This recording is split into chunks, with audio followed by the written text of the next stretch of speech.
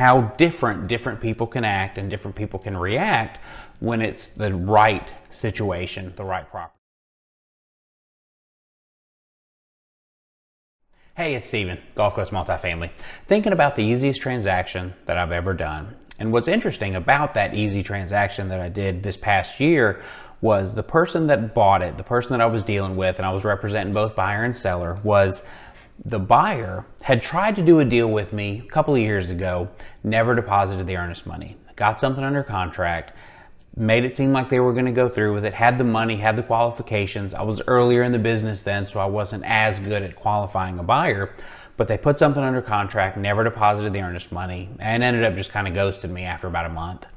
Now, that person ended up back on my email list. The acquisitions director ended up with their email back on my list that they got something sent to them. Now, I quickly knew who it was once they came to me to try to buy the next deal. And I made it clear to the sellers, hey, these guys didn't act right the last time. This is what happened. It's up to you. It is a good price. It is good due diligence. And they were like, well, let's go for it. If it doesn't, clearly, if they don't do all the things they need to do very quickly, we'll move on. So they ended up depositing earnest money, quick, easy due diligence, closed within 30 days. Like I say, easiest transaction I've ever worked on.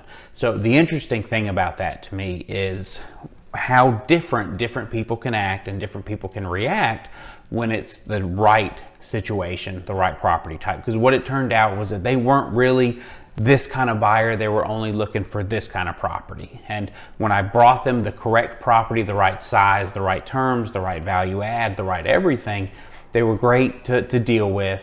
They were very smooth transaction, smooth everything.